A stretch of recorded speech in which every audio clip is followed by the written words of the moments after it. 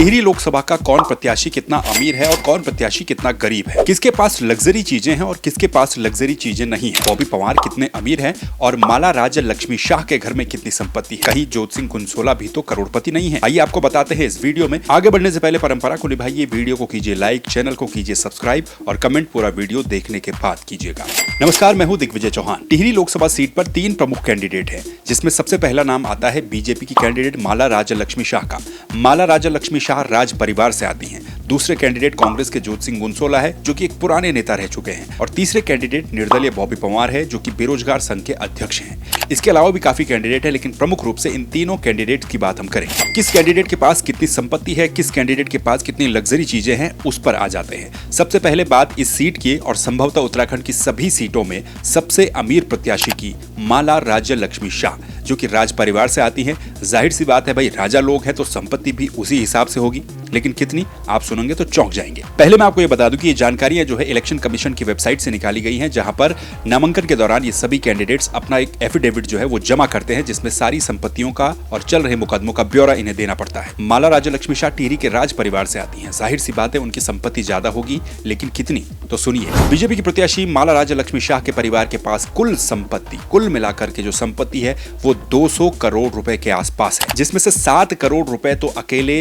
माला राज्य लक्ष्मी शाह की निजी संपत्ति है, यानी कि पर्सनल उनकी संपत्ति है। 2019 के लोकसभा चुनाव में शाह परिवार के पास जो संपत्ति थी वो 185 करोड़ रुपए थी, और 2024 के इस चुनाव में उनके परिवार के पास 200 करोड़ की संपत्ति है, यानी कि पिछले 5 सालों में इसमें 15 करोड़ रुपए का इजाफा हुआ है। माला राज्य लक्ष्मी शाह के पति मनोजेंद्र शाह की संपत्ति 30 करोड़ रुपए से बढ़कर 46 करोड़ रुपए हो गई है, और इसी के साथ ही इनकी अचल संपत्ति जो कि 130 करोड़ रुपए थी वो 146 करोड़ रुपए हो चुकी है। अब जाहिर सी बात है, जिनकी संपत्ति 200 करोड़ हो, जो इतने बड़े बड़े लोग हों, उनकी देनदारी भी उतनी ही बड़ी होगी। तो देनदारी का भी सुन लीजिए।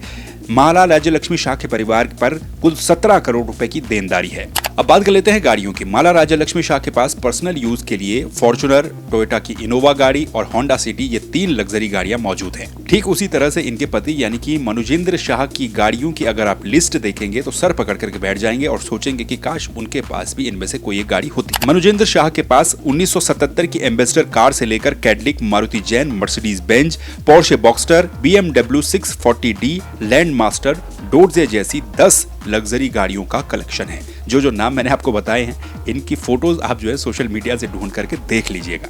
अब बात पढ़ाई लिखाई की, तो बीजेपी की प्रत्याशी माला राज्य लक्ष्मी शाह ने 12वीं पास की है। चलिए आपको बताते हैं कांग्रेस के प्रत्याशी जोत सिंह कुंसोला की संपत्ति का ब्यौरा।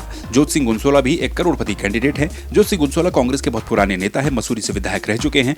कांग्रेस प्रत्याशी जोत सिंह कुंसोला की कुल संपत्ति 6 करोड़ रुपए है। इसमें से 10,22,000 रुपए नगद है, यानी कि इन हैंड जो उनके पास कैश है, और अकाउंट्स में जो रुपए उनके हैं उसे मिलाकर 3 करोड़ रुपए की इनकी भूमि है और मकान है। इसके अलावा करीब 3 करोड़ रुपए की इनकी जो विरासत की संपत्ति है वो है, और कुल मिलाकर के इनकी जो वैल्यू निकलती है वो 6 करोड़ या फिर उससे ज्यादा हो सकती है। जोत सिंह कुंसोला की पढ़ाई लिखाई की बात करें तो जोत सिंह कुंसोला ने 1973 में मेरठ से स्नातक किया है, यानी कि वो ग्रेजुएट हैं। अब तीसरे प्रत्याशी के बारे में बात करते हैं, जो कि क्लेम करते हैं कि वो एक बेरोजगार हैं। बॉबी पवार की संपत्ति के ब्यौरे पर अगर नजर डालें तो इन्होंने अपनी आय के साधन में लिखा है स्वरोजगार, और स्वरोजगार में भी बकरी पालन और कृषि इनकी आय का साधन है। नॉमिनेशन में जो फॉर्म आप फिलअप करके देते हैं या फिर उसके साथ जो एफिडेविट देते हैं, उसमें आपको पिछले 5 सालों का जो आपका आयकर इनकम टैक्स रिटर्न होता है, इनकम टैक्स रिटर्न देना पड़ता है कि आपने भरा था और उस आधार पर कितने कितने रुपए आपके अकाउंट में थे।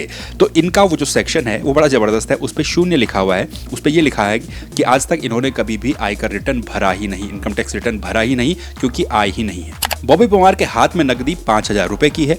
इनके पास 3 अकाउंट है। एक अकाउंट में जो रुपए हैं वो 10,444 रुपए हैं, एक अकाउंट में 8,931 रुपए हैं, और तीसरे अकाउंट में 000 रुपए हैं। इन्वेस्टमेंट या फिर शेयर होल्डिंग के रूप में इनके पास 22,205 रुपए हैं। वाहनों की बात करें तो बॉबी पवार के पास न तो कोई 2 पहिया वाहन है, न कोई 4 पहिया वाहन है। इसके अलावा जेवरात भी इनके पास 0 है। इनकी जो चल संपत्ति है बॉबी पवार की, यानी कि जो अकाउंट में है और जो इन हैंड कैश है, ये कुल मिलाकर के इसकी जो वैल्यू बनती है वो 46,581 रुपए है।